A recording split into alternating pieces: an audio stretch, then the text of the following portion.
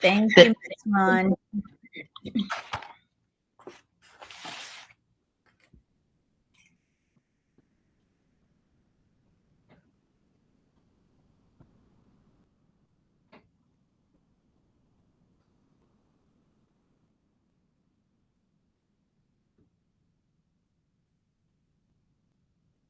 Whenever you're ready, TJ. Yeah, I think we're just waiting for the community members. We don't have Sherry and we don't have Crystal. I just went through who was on. It was misleading with the numbers because we have some extra people on, Yeah, which I is see nice. DVN is on with us. 10. Hi, DVN.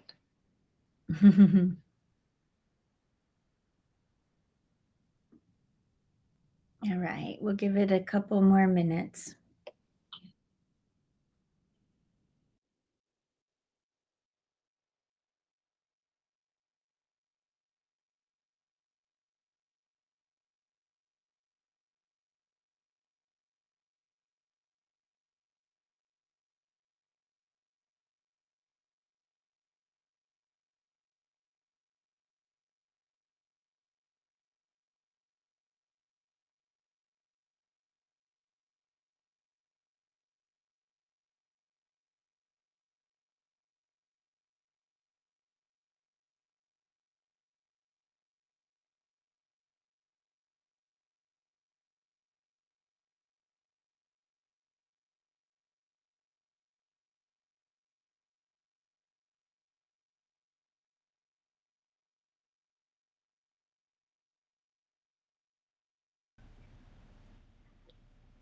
Sorry, hi, I'm here.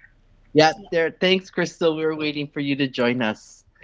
Thank you so much, everyone, for attending our SCC meeting today. It's 5:02, and I'm going to go ahead and call the meeting to order.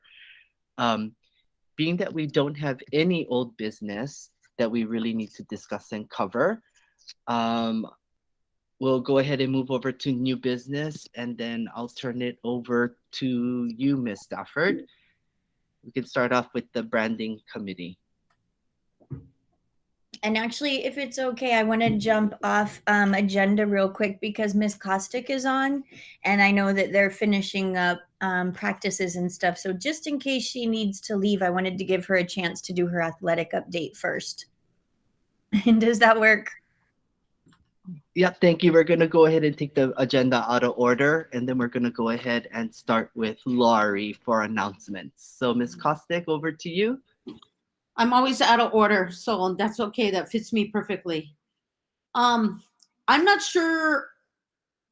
I'm seeing the same faces that I saw in the coffee talk. So I'm not sure what I don't want to really repeat my whole spiel about athletics, but I guess I can just open up and ask if there's questions in regards to athletics. And we're basically right now we're planning on fielding a football team, and our minimum number right now with the coaches agreement is 17. And that is bare bones, but we're going to send out a contract with all the parents tomorrow night at a parent meeting that they understand the risks and have them either sign off or not sign off. We are fielding a girls volleyball team, varsity only. We have 9 girls, and then we have 1 boy and 1 girl cross country runners. So we'll be fielding those 3 teams this fall.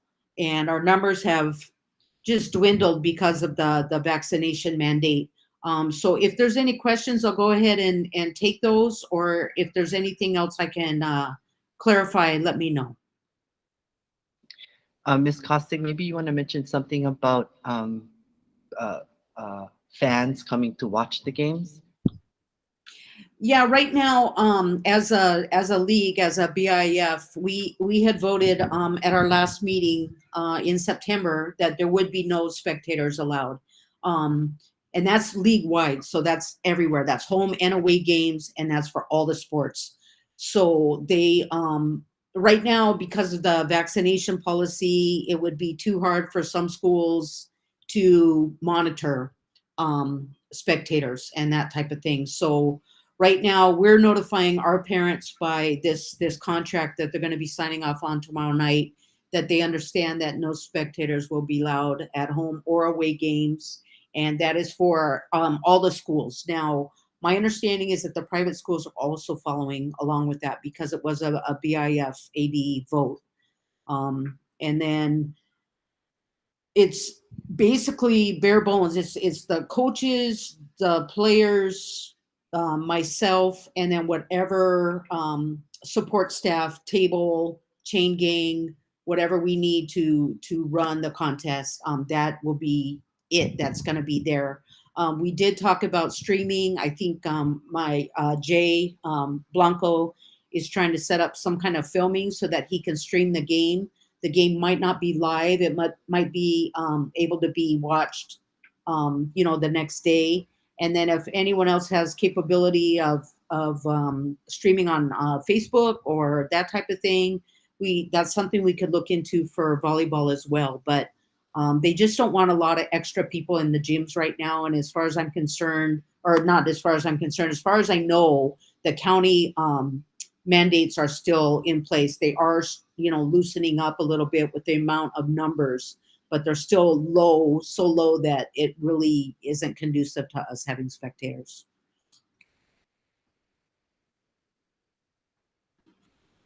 Kind of long-winded, but sorry. No, great. Thank you so much for that update.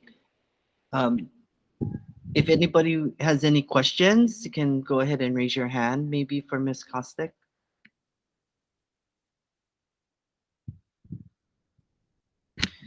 Seeing that no questions, Ms. Kostick, thank you so much for joining us today at our SCC meeting, and I guess you're excused. Wow, I did such a good job that I don't have any other questions. Huh?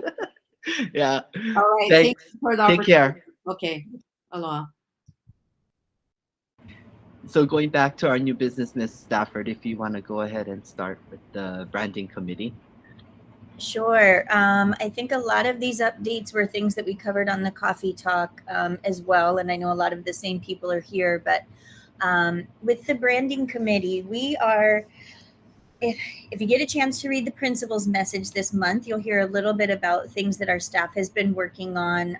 When we had our 2 professional development Fridays back to back, we had some great conversations about the school, the community, what we value, what we stand for. And these are conversations we've been having since last year.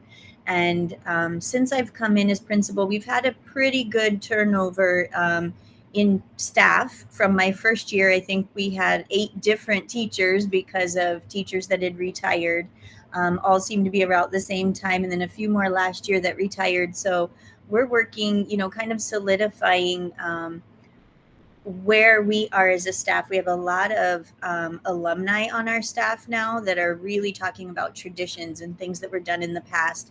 And a phrase that keeps coming up is balancing tradition with innovation, which is perfect for our physical campus itself, as we have our upper campus, which is our older campus, definitely full of tradition, and then our new lower campus with the STEM building. So part of that, and part of becoming an academy school, we're going to be working with a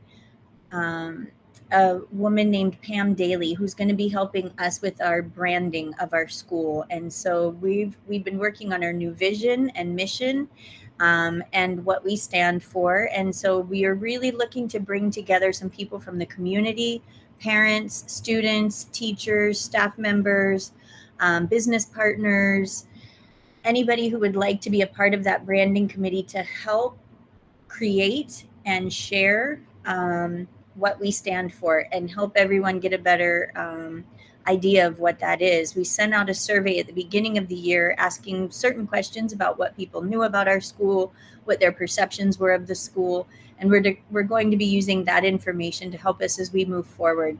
Communication is a really tough thing. You have several different mediums these days to get things out, which can be really helpful. At the same time, it can be overwhelming. And so we're not always looking at emails and texts right away and phone messages that come through, or even getting time to sit down and read things that are sent to us in print or that are online. So we're looking to really get our new identity out there, and we'd love for people to be a part of that. So keep an eye out for information that's coming out about our branding committee. You'll know what it means now. We're not going to be going to anybody's ranch and branding animals. It's about branding our school.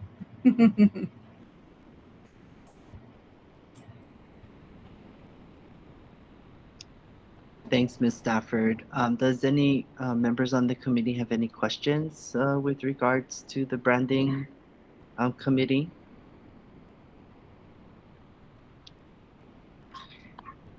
Nope, seeing that there's none, let's move on to student attendance and homeroom.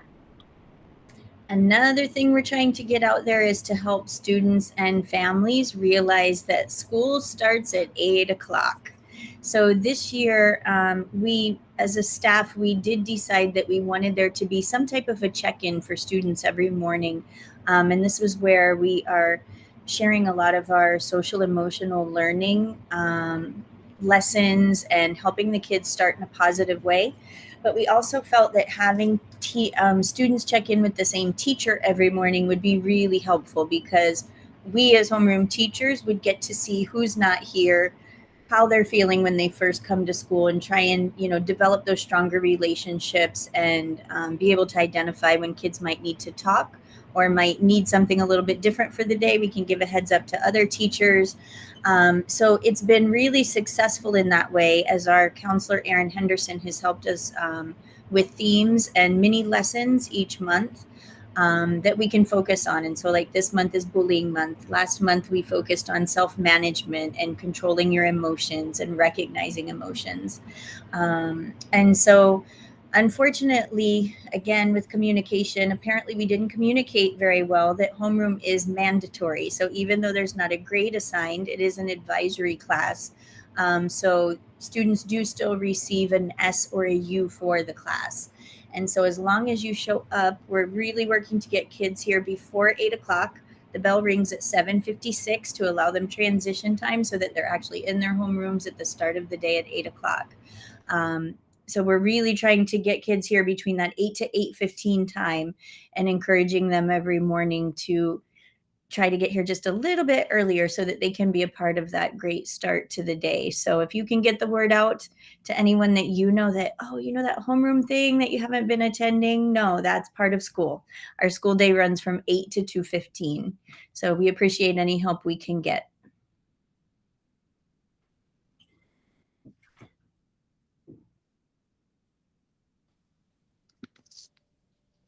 Thank you. Committee members, do you have any questions with regards to the student attendance and homeroom? And some families might be a little shocked because it is showing up on attendance as a missed class. So it is counting as one absence for that class period. So just as a heads up. I'll make a Facebook social media post about it. Thank you. Yes, Ms. Thank you, Kise. Auntie Chris. Starting second quarter, we're going to send out the Center Voice for period absences, the automatic one that used to go out like 2 years ago. But we're going to start sending it out from second quarter. So hopefully the teachers keep good attendance, because any period that they're absent, every parent will get a phone call. Okay, nightly. So just FYI. And we did have a request to try and get some of those out by text. So, but that one's kind of a little bit of a lengthy message. So most likely it'll be the voice call.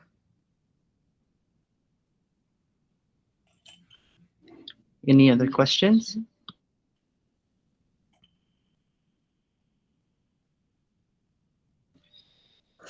Thank Chris, you. can you Oh, spell sorry. this- Go ahead, can you- Miss Swan. Can you spell what that is called?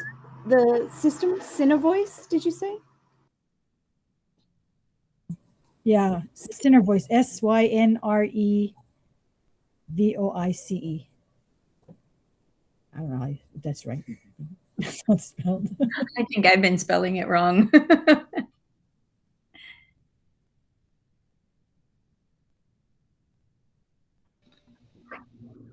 Thank you, Ms. Stafford. You want to move over to the COVID update? Sure. So I just really want to thank our community and our families, because our families have been very diligent in and have been extra cautious in keeping their kids home when they have any symptoms, or if anyone in their family needs to test, or if there's concern of any kind. They've actually been keeping their kids out ahead of time, and then seeking the advice, staying home, getting that testing done 3 to 5 days later if there's a concern. A lot of our cases have generated, they've not generated in school, they've been generated outside of school at other businesses, other family members in the household.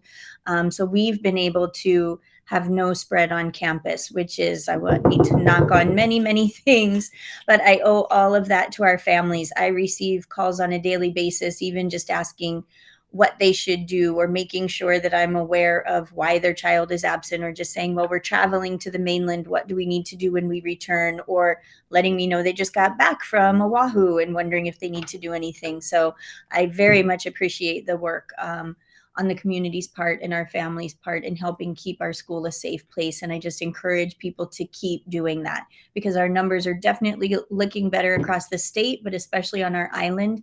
And we want to keep it going in that direction. We really did not see a spike after the last holiday when we didn't have school. And so now over this fall break, I'm just hoping that people realize that it's because of that diligence that we've been able to keep school open and not have any classes that we've had to shut down. So all the work has been worth it.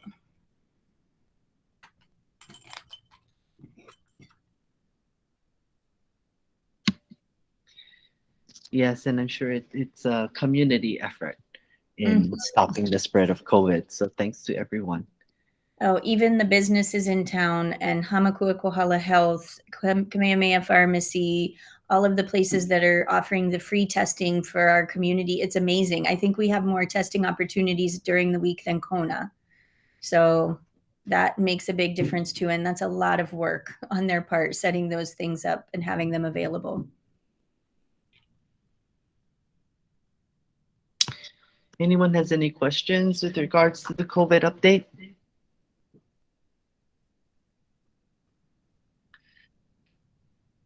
Nope. Okay, let's move on to our morning and afternoon driving pattern. And I'm so happy we have Ross and TJ and Hinano on this call. They are our traffic controllers, 3 of our main controllers out there, along with our security, Julie.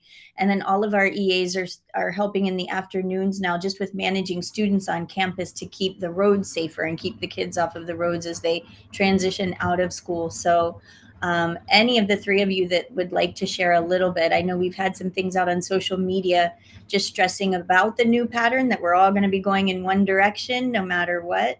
But if you 3 would like to share anything about how it's been going out there, it's been great. I appreciate all of your help.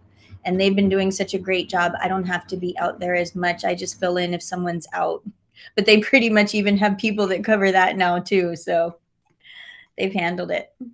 Ross, why don't you take the lead on that, Ross?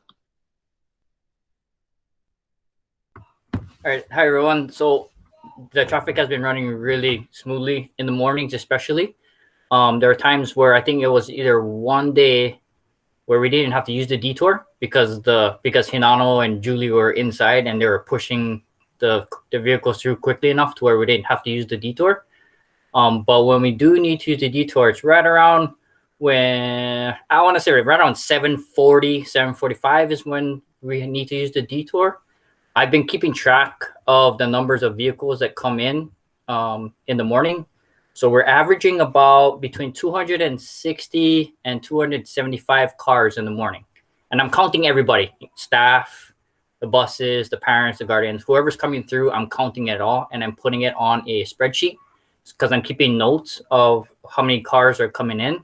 And I'm doing the same for the afternoon for the elementary and for the high school. Today, the high school, we had a little bit more cars this afternoon for the high school. We're averaging 40 cars coming in, but today it was like 58 cars that came in, which is extra cars to push through in the afternoon. I would just say we did have some concerns as people were coming out. And when it was at a stop, they rolled down the windows and kind of put in their concerns of it's going slower. But what I mentioned to the two people who were talking to me, I said it's all about safety and not about speed of how quickly we get out. So it's thanks to everyone working together. And it's just a matter of the high school, I think, families getting used to that new detour and rolling it out that way. But overall, it's running very smoothly in the morning, and in the afternoons it's clearing out. Well, TJ, you can correct me, probably clearing out within 15, 20 minutes in the afternoon. So it's not really that long in the afternoons. But that's, if you want the data, I can give you the data, but I'm keeping track of it just in case a community police officer needs the data to share with his captain. But I keep it so that we know if we need to adjust to anything else internally for the school.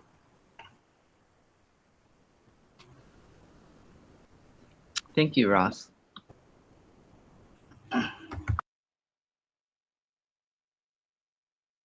Any questions on our morning and afternoon driving pattern? It does not feel like over 250 cars in the morning. That's just a testament to how smoothly you guys have things going. That's awesome. And I love that you're keeping track. That's something we'll probably need to share with families after the break and make sure they're aware that, yeah, the time-wise, it is not that bad. Yes, Jess, go ahead. I just wanted to say that I don't see Hinano, I don't see Julie, but I do see Ross and I do see TJ. And every morning I just feel like it starts my day off like really, really well. And like mine and Laura's day. Like it's just the best. Like seeing waving, and Ross often does a little dance. TJ, maybe you should start doing a little dance too. I don't know. But it's just great to have like them out there directing so happily, and it's just awesome to see in the morning. TJ dances in Thanks, the Jess. afternoon. Yeah, in the afternoon. Thanks for sharing that, Jess. It makes it nice. They have smiles for everybody. Hinano, you want to chime in a little bit on it? Yeah, unmute yourself, Hinano. Unmute yourself.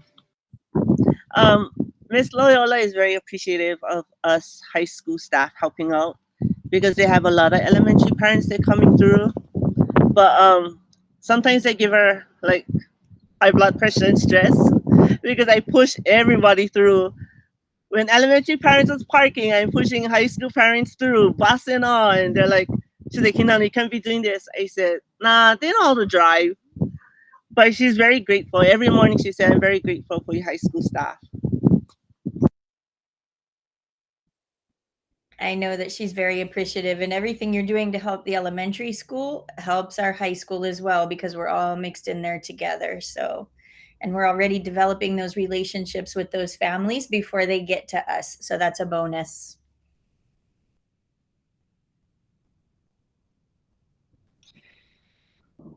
Any other questions with regards to our morning afternoon driving pattern? No questions, but thank you guys so much for what you guys are doing. It's really appreciated. Thank you guys. Thanks, Crystal. Moving on to dress code.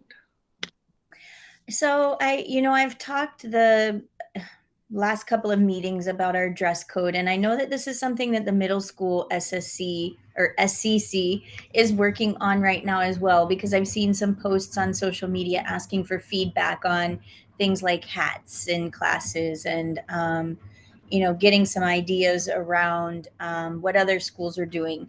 So ours might need to be revisited soon. We have a lot more kids that are not in agreement with things, questioning things. And by revisit, it doesn't mean that we have to change anything, but we might want to look over some pieces. And so Colleen Pasco and I did meet with one of the students who was pretty vocal about the dress code. And I asked TJ to link this in there because this is the model dress code that Colleen Pasco used when they were changing our dress code here at Kohala High School, and that kind of where they got some ideas from, especially the background behind the reasoning for some of the changes and ensuring that our dress code was not adhering to some old beliefs. And so I wanted everyone to have access to that because we did give access to the student to this particular, we kind of led her in the direction of this document just so she could kind of educate herself on where some of the things came from and what they're doing on the West Coast. I've had a few situations with students who just are refusing to change their shirts, to put a jacket over top. If I call home and tell the parents, they have the same belief as the child. And so, you know, I'm not going to have students suspended from school or missing classes because of dress code, because that's counterproductive. I want them here learning. But we're still trying to manage how to help them better understand that one of the big things behind it is because I think they still feel our belief is that it's distracting to other people, and that's not the belief behind our dress code. Right now, it's around there's going to be boundaries and limitations in life, whether it's something that your workplace has put in place, there's particular rules and guidelines you have to follow when you're driving, you know, just in society as a whole. And, you know, for me, it's really hard. And I've been telling some students this, it's hard for me to listen to what you want to see changed and feel that that is going to be honored, that those limits are going to be honored when the ones we have in place right now are not being honored. And that there's a way to go about creating change in a positive way. The people that, the students that have these beliefs right now are very passionate and very clear in their mission and what they want to do, which is amazing. And I've told them, you know, they really can do some good in a lot of areas and be heard. But I want to make sure that they're being heard. And when you go about it in these ways that come across as disrespect or just a defiance against all rules, it makes it more difficult for your message to be heard and to be taken seriously. And so that's the route that I'm working on right now. But I know that earlier there was a petition that went around, and this last student that I talked to mentioned that, you know, she probably is going to try and do something about creating change. She was frustrated, and I understand, because she said she tried to create change with the dress code when she was in middle school. She was on the SCC committee and nothing happened. And I said, well, that's sometimes what happens in the middle of our battles. You don't get to see it because you're gone, but they're working on it right now. And I'm sure your voice had something to do with that early on. And now that is helping create change. And I'm sorry you're not there to be able to take part in it right now, but you have to know that you were part of that foundation and helping spark that flame.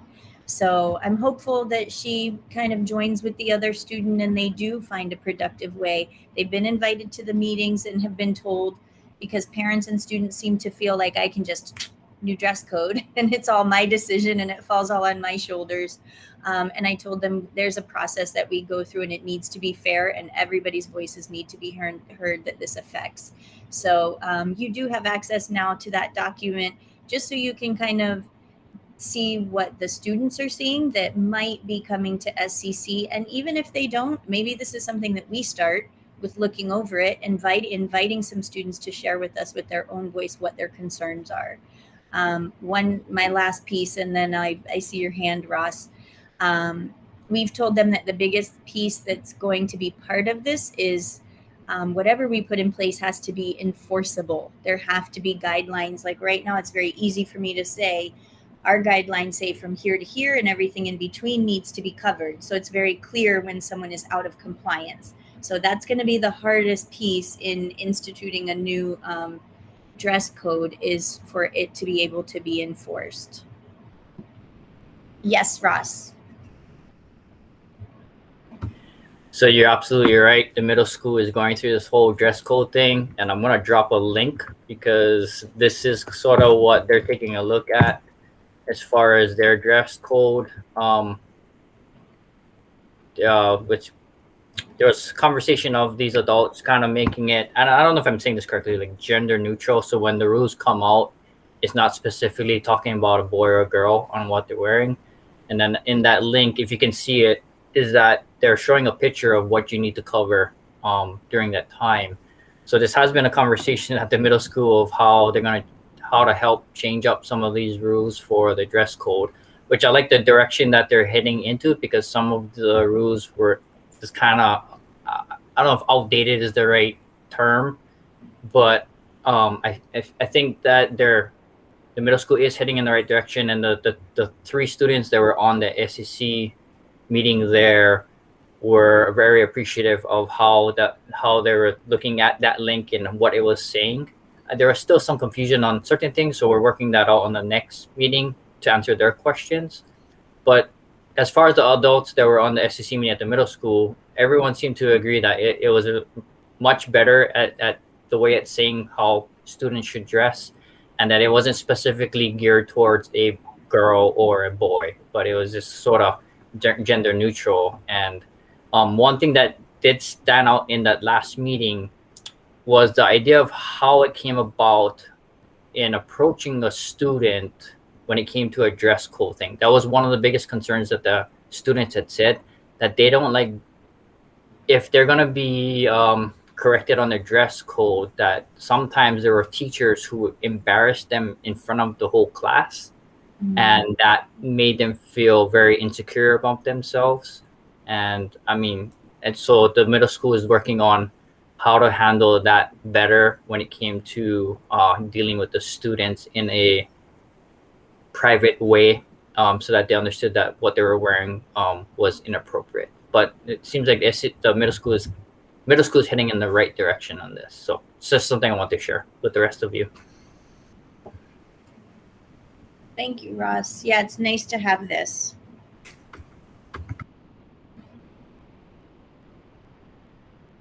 I think some of it is similar to ours, but they're requiring straps, and they have a length measurement on the legs right now.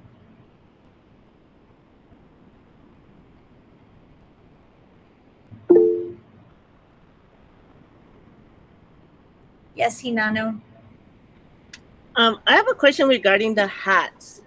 I know it's every classroom have their own rules and stuff, but this one student had pointed out that it was in the planner about not wearing hats. And he was a freshman, and he said that when he goes to his English class, like before you walk into the classroom, you take off your hat, you put your cell phone away. But when he go to another classroom, he can wear a hat. And so he asked me the question, like, Auntie, how come one class we cannot wear hat, but another class we can? I said, well, try open up your planner. It's in your planner. And then he said, well, it doesn't make sense. And I said, well, you have to talk to your teacher about that. And he did talk to the teacher, and she said that, well, in my classroom, I don't mind you using your hat. And then he said, why can't I do that for all my classes? Mm-hmm. And they just said, well, some teachers allow it, some teachers don't. But then it's in your planner, so I think not all teachers on the same page. It is definitely in the planner, so it is showing as a rule as part of our dress code that hats should not be worn inside. And so I think part of our conversation, and Jessica can maybe chime in on this too, I want to say it was last year, but it might have even been the year before, is around teaching our students respect, and that it's just respectful. And when you go into the bank, it's also for safety reasons. You're supposed to remove your hat and sunglasses so people can see you clearly. And some teachers may feel that they can get a good sense of how the students are doing or if they're paying attention, but there is definitely that concern over students hiding behind their hats. Possibly if they're looking down at their computer, they could be sleeping and you don't even know. I mean, we want the kids engaged, and we want to be able to see what they're doing. And we also want to teach them that it's respectful when you go indoors to take your hat off.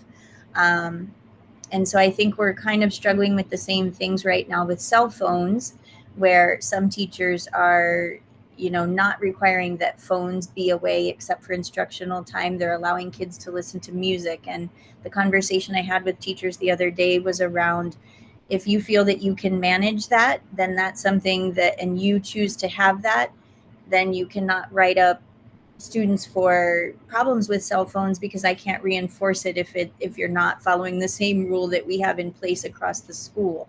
That's what makes it more difficult for me. I know with some students, there's an insecurity piece. There's things involved with their hair that they're having a tough time that day, so they're wanting to kind of hide that behind their hats. And the only thing that I've been encouraging students, I haven't had any referrals on it this year. Maybe some because it turned into power struggles in previous years under just lack of respect and insubordination. I'm always encouraging the students to communicate with the teacher if there's something going on. Try and always work to what the ideal thing is, but maybe slowly. So when students show up 30 minutes late, I'm usually encouraging them to try to come 5 minutes earlier the next day. And with the hat, okay, let's try and how about if I give you the next 15 minutes, but sometime within that time, you remove your hat. And then hopefully they can do it in a way that other people aren't really noticing. But we're really trying to put it back on the students more to communicate, because we understand you might need a mask break or you might need to just get outside for a minute because you're frustrated. But our students are taking it upon themselves to just leave class or just go on their phone because they feel there's an emergency, or leave the class and go on their phone. And they're not communicating with teachers, and that's where it's creating problems. So the hat thing has been one we've been going back and forth on for a couple of years now. Jess, do you want to add anything to that conversation? I don't know. I think everybody knows kind of where I stand on that. Bottom line for me is rules are rules, and it's in the planner. And if kids continue to break it, I think that's why there's a slight rise in disrespect. There's a slight rise in like all these different things. And I think it stems from what the kids are allowed to do and allowed to get away with in their classrooms. And so for me, even if like, I think I see in the dress code policy that one of them says they may wear hats, but in my classroom, they will never be allowed to wear hats in class. Like, it's just the way it is. And I mean, they don't have to. They need to shade their faces from anything. There's no reason for them to be doing that. And I don't know. I think that that's not really teaching them anything. I feel like we talk about code switching all the time too. And I feel like the hat thing kind of falls under that. And I just feel like, I don't know what it's going to take, because we've had this discussion every single year since I've been at this school, which has been like 15 years. And I'm sure my parents had this discussion even before, like when they were at the school, and we just keep going around and around, and we can't get teachers on the same page in enforcing those, I think, very simplistic rules. And so until that happens, I don't really fault the kids, for it. So it's just a tough spot. And I don't know what the answer is. This is like, 15 years of just saying the same thing over and over again. But you know what? You bring up a good point, and that's in the enforcing of rules. And I think that maybe that is where we start, is some training on things to say, how to enforce rules, how to build those things right from the beginning. Because if you're allowing little things, I do still think there's people that don't realize when you allow a little bit of leeway, it just continues to grow. And that's why we end up where we are at the end of the quarter, where it's just gotten like this. Some of these problems that were little problems in the beginning, anytime you give just a little bit, then kids will keep pushing and pushing. And if you're not able to enforce and cut that line off at a point, then it does kind of spiral out of control. Yes, Davianne, nice to see your hand. Thanks for joining us. Hi, I just wanted to add to what Jessica said, because I've subbed in several different classrooms, and then working for PDPA, we've gone into several different classrooms, and it is hard to enforce some of the rules when the teachers have different rules that applies within their classrooms. And I know TJ, because we've had a few conversations, I tried to double check with him exactly what is the rule to see, to try and make it, across the board. But again, it's a little bit difficult. Yeah. And I'm not, in any way trying to bash anybody. It works for some, work well. I mean, some teachers are better with managing their classrooms, with all these other things, but it does make it a little bit challenging when the rules apply differently in different rooms. And that is a really good point to bring up, and a good perspective. And yes, when we're trying to, if there's a classroom where teachers are giving a little more leeway, they may be able to enforce that and hold the line on that. But then a sub coming in, it makes it really difficult because you haven't been with those students and don't have that relationship within that moment to be able to do the same. So that's an important perspective for our teachers to hear as well, because then that means when our kids go out to work somewhere or they're dealing with someone that doesn't know them as well, they're going to have a hard time switching, holding back, and maybe not becoming disrespectful because they don't agree with something that someone says or someone trying to enforce a line with them. So in that way, we're really doing a disservice to our students.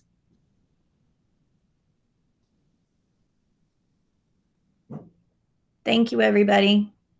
Yeah, thank you on that conversation for our dress code.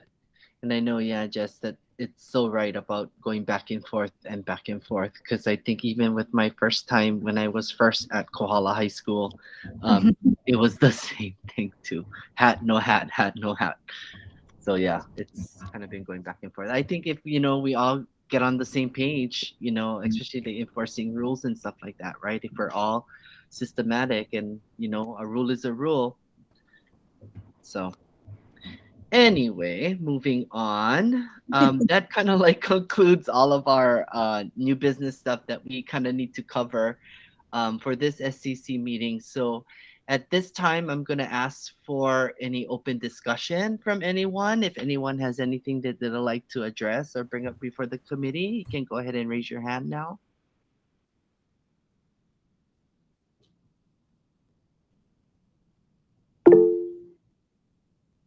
All you, Ross. Hey, Amy, I know you folks did that professional development as a complex when you had to choose your top 10, top 5, top 3. So yes. If I remember correctly, one of the top 3 things was teamwork. Mm-hmm. So I think that's what bothers me is if you chose that as your top 3 and we're talking about teamwork, then everyone, including myself, we should be working as a team so that what I end up seeing happening on the side is then I see adults arguing with each other because one is trying to follow the rules from the planner. And then the other one is sort of saying, well, it's okay. And I've seen that I've been with you in these SCC meetings too. And it's kind of like, I've seen it to where an EA is arguing with a teacher because the EA has seen the planner and has been in the meetings and like, wait, I thought we're not supposed to be doing no hat thing. But if I'm kind of going off of the top 3 things that was chosen as the complexes: teamwork, integrity, and honesty. And like, if we're going to say those 3 things, then we have to put those 3 things into practice. And if like me, TJ, I keep saying Michelle, Hinano, and like Julie, and like, if we weren't working as a team with the whole traffic thing, then it would all fall apart. And just something as simple as that goes a long way. And I'm a little concerned about that because I know Jess is like, man, every year we're gonna be discussing this, and everyone's nodding their head yes, but they're still doing the no thing through their actions. So that's a bother to me. I mean, then I get parents asking me questions from the community side. What is the rule with hat, no hat, or cell phone, no cell phone? Because I'm a bit confused with what the exact rule is. And once it gets to me, I'm like, let me check with the school and I'll get back to you. So that's something I just kind of wanted to throw out there, that if we're choosing that top 3 words, then we should be putting those 3 words into practice. I mean, maybe Iris. I would like to hear Iris because, Iris is a student, and I want student voice in this too, because it's important for me to hear Iris on a perspective of a student as well. And just for the record, Ross, our staff chose the same exact 3 words. We went through the same process just with our staff at the second PD day, and we chose the same 3 words as the complex. Iris, you want to chime in on this discussion with regards to dress code? Yeah. So I've been, just listening to like all of your sides. Obviously, like, it's so different from hearing like student perspectives. So So I really get to see both sides and kind of connect the two and see like where the disconnect is and whatnot. So that's like it's cool to see and connect them. And on my side, I do agree like with the hat situation. I feel like from the student perspective, just because of how things are now, like in just society and students now kind of see the hat thing as more of just like it's a part of their outfit. You know, they feel complete in their outfit and they feel like um just like that insecurity too can also play a role, like sometimes like Mrs. Stafford brought up like that hair problem or something like that. So that's kind of where the students are at, and I know that too because outside of school I will like wear hats sometimes too, and it's just a part of my outfit just to add an accessory. um but on the other hand, in like the respect aspect of it all, I completely understand um, your perspectives. And I also have always valued, when I see, people who wear hats, and approaching somebody outside of school or at an event or something, and they take off their hat to give somebody a kiss, and then they put it back on, just a sign of respect. Or just when they enter a church, you take out your hat, or just any kind of establishment like that, you take off your hat. So when I see that being displayed, I value that, and I really respect it as well. And so, I mean, seeing it, displayed in our school, I would really value as well. And I would agree that I think, like with Mrs. Patel, I don't see, that it's necessary to wear a hat. Yeah, I think that's, yeah.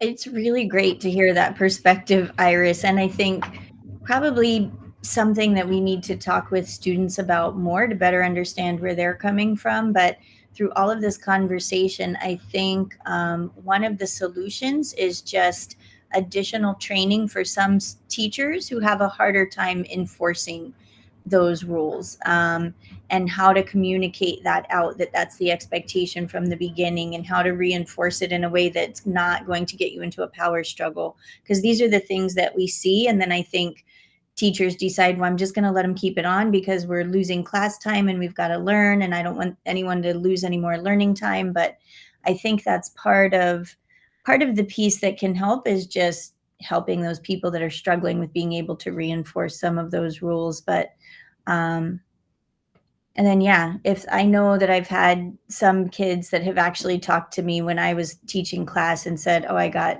had a student whose dad actually made him shave his head, and he was super embarrassed. I think it was a punishment, actually.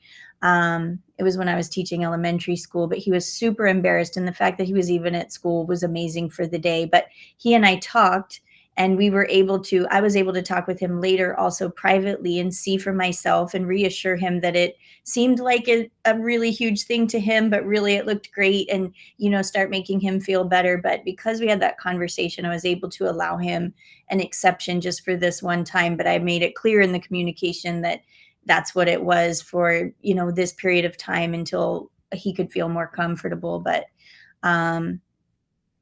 yeah, I'd like to hear how some more students feel on the dress code and on the hat situation, and how we can help teachers reinforce these rules and stick to them themselves. Because it's just like being a parent. Sometimes it's just easier to put your child in front of the iPad or the TV because it's so exhausting doing this every day, or you get into a long period of time where you both just kind of need a break. So, but we've got to stay on it, because we're doing a disservice to our students if we don't. Yeah, great. And I don't know, Iris, maybe we could do something where we get out a Google form to students and kind of get ideas from them with regards to dress codes, hats, and whatnot, and try and get their input as well. Right. And I also just wanted to like touch on the, the inconsistency across the rooms, like it was mentioned. Because I see it too. I have multiple classes that I go to a day, and every teacher does kind of have their own rules, and it's not consistent. And I think for some teachers it's like, okay, well, like those are not an issue for me personally. And that's understandable. Every teacher, works differently and can manage different things, but them allowing it just because it doesn't affect them does a disservice to the other classes and teachers who do enforce it. So teachers just at some point need to be on the same page about it and just enforce the same rules or not enforce the rule at all. I feel like there needs to be consistency, because one teacher doing it just because it doesn't affect them affects the other teachers. So that's just kind of my perspective on that. Great. That Thank you was so well much, put. Iris. Yeah, well put. And you're right. Then it turns into what Hinano said, where the student's like, well, why can't I do this in all of my classes? Or they do start pushing it in other classes because it's allowed in some places. So it makes it harder for other teachers for sure. Well, thank you very much, everyone. We're going to move over to announcements for the meeting.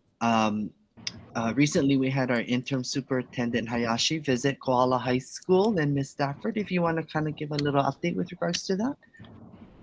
I was super proud because our students completely ran the visit. There was very little, you could see the adults talking as we were walking, but the students explained everything about our CTE classes, our academy theme of sustainability, and how these pathways were working together, and how all of the students were collaborating on projects that they were doing for the school. And it was all their voice, excuse me,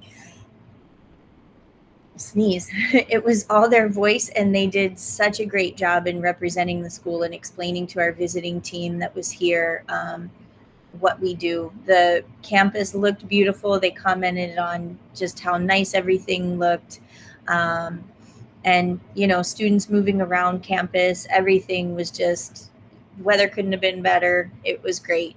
And actually, interim superintendent Hayashi comes from a high school that has accredited model academies on campus at Waipahu High School. And he was talking about how he needed to have some schools visiting our school, because he was really impressed with, I think the word he used was outstanding, just outstanding, the things that are going on here. So it was nice to have him here. And also, Assistant Superintendent Sean Bacon was here, and they were taking notes and definitely trying to connect us with some things that they feel can help us with projects that we're trying to do or funding that we might need. So now that they've set eyes on our school, they're going to be keeping an eye out for things that come out, new memos or new legislation that they think would just enhance and benefit the things that we're already doing. So I was really happy with everyone on campus. Students were well behaved. It was just a great feel that day that they were here, like it is every day. And our interim superintendent Hayashi visited our school this yesterday, was it? The 6th? It was Wednesday. It was Wednesday right before coffee talk. Yeah. Oh my gosh, that feels like forever ago. It was yesterday. Yeah, it was yesterday. Been long days. Okay, great. Ross, you want to touch base with the survey results? Do you need to present screen? Oh, you got it. I don't need present screen. I'll keep it simple. I mean, you can click on the link. What you'll see in that link is the results from Davian's help and Peter's help. It helped me put together this document so it'd be easier to read. So basically, we added the middle school's results as well as the high school's results of what kind of things the students were thinking about. So, as you're looking through it, you'll see that you have students have how they feel in school. So we can see at least majority of our students feel comfortable being at school, and you can see what are the top 5 things that they are thinking about when it came to returning to school. And some of those questions were answered yesterday during the coffee talk, especially about the sports and if we were going to have sports. So I'm glad Ms. Kostic was on the coffee talk yesterday to share about athletics and the updates on that.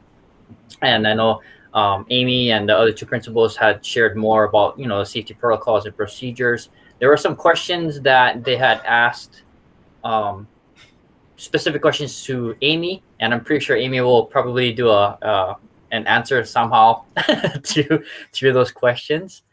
And as you can also see that we also put the parent survey, which has been a little harder because we've got less participants in the results from this. But what we can gather from it is most parents who answered, or staff members that answered, we're seeing that there is a mental health thing that parents and students and overall are thinking about. And what we're trying to do through PIDF is try to figure out what kind of things we can put on to help the students and the parents and so forth.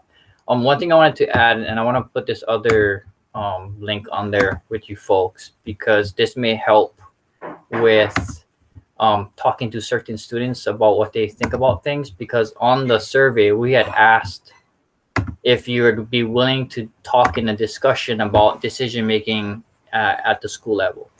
So in the next link I'm sharing, these are the list of students from freshmen to seniors who had put their names on and said, we would like to be in a discussion group to discuss things about school to make decisions.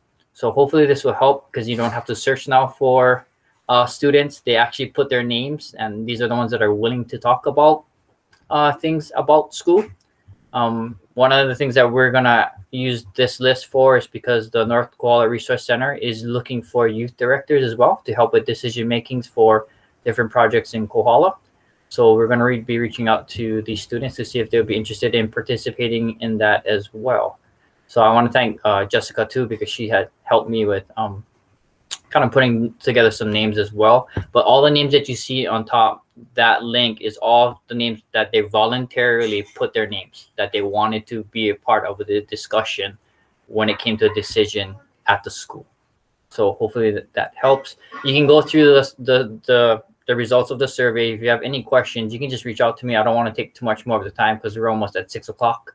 But you're more than welcome to call me, text me if you have any questions, or if you have any leads on how I can put together something, especially for the workshops and other things. I could definitely use anyone's help with kind of leading me in the right direction when putting on these events or workshops for students or families. So that's all I got for everyone. Nice, Ross. Thank you. And I might know who's been asking why they can't go to Rainbow Cafe, because that same person's been asking me every time they see me at lunch, unless it's on a lot of kids' mind.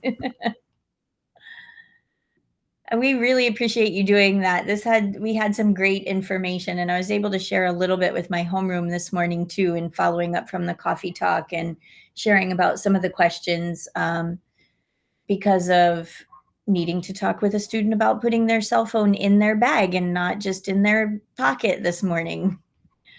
So I said, look, there's people that don't want you to have cell phones at school at all. And I just read an article about a high school on Oahu where if they see it, they take it. Said, we're trying to help you learn how to make better choices. So it could be more strict. And nice, some good questions about some things that are coming up with after school clubs soon too. So.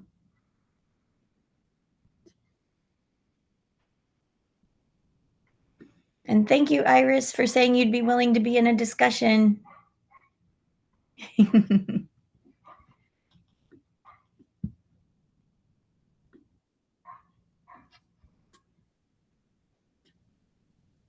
All right. Thank you. Sorry, I just threw the 2 links that Ross had into our little minute stuff so that we have it into our document there. Perfect. Wondered if anybody else has anything that they want to cover, or concerns, questions, comments. I just wanted to raise your hand. Thanks, Iris. Go ahead. Sorry, I wanted to give just a little bit of like what Stuco is doing right now and what we're planning for the month of October. So at the end of the month, the 25th through the 29th, we have our October Spirit Week. And then on Friday, that 29th, we're going to have our assembly, our virtual assembly. And then we also plan this month to have a door decorating that is like Halloween themed. So basically, every class would dedicate one of their advisors' doors to decorate. And that's starting the 18th, so the week that we return from fall break, and then judging would be taking place after school Friday. Let me see the date. The 22nd, I believe. Yeah. So it starts, the door decorating starts the 18th, and judging happens on the 22nd. So just a heads up, I know Mrs. Stafford is an advisor, so that's something that you guys can start thinking about. But you guys would need to like dedicate one of the doors to decorate. Faculty is more than welcome to participate in it. I don't know how Spirit Points would go for that yet, but you guys can participate as well. Yeah, I think that's all. That's all I can think of. The door decorating could get serious. We had a few doing that at our winter time in December last year among teachers and staff decorating doors. So some good ideas. Yeah, and one last thing, since I have a few of you faculty members here, we will be needing some judges for that. So if you are a faculty member who doesn't have an advisory, you are more than welcome to judge. So you guys can just reach out to me, and then you definitely can be a judge. So Uncle TJ, yeah, you would be perfect. So if you don't have an advisory that you're an advisor for, we would love to have you as a judge. So. Thank you so much, Iris, for the Stuco update. I actually forgot to put it on the agenda, so I'll remember next SCC meeting. I'll go ahead and put that on as well. Being that I don't see anything else, except our next meeting. Our next meeting for the month of November, we're gonna fall into the same situation as well. The second Thursday is actually a holiday. It's Veterans Day. So either November 4th or the week after November 18th, I believe, is it? And TJ, we're going to need to do the 18th because ILT voted on November 4th for our virtual open house from 5 to 7. So that leaves us one Thursday in the month of November. Okay, so our next SCC meeting is going to be scheduled for November 19th. 18th. Oh, 18th. 18th. November 18th, Thursday. The 19th is a full moon and International Men's Day, so too much going on then too. All right, being that I don't see any other business that we need to conduct, may I get a motion for adjournment? A motion to adjourn. I've got a motion to adjourn as well, seconded by Jessica Patel. Any discussion? Seeing that there's none, all those in favor say aye. Aye. All those opposed say nay. Thank you. Meeting is adjourned. Good night, everyone. Everybody. Thanks, guys. Take Take care. care. Thanks, Crystal. See you later. Brenda, I think we have to, you and I got to get together so that. Sorry, thank you. Bye. Thanks. Bye, Crystal. Thanks. When you're putting in you can use this document for the minutes. Are you going to go? Did you do the last one?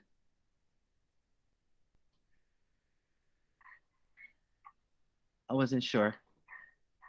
Miss Swan, did you do the last minutes from the last meeting on the document that we have here? Was that you, or did somebody else do it? This one here.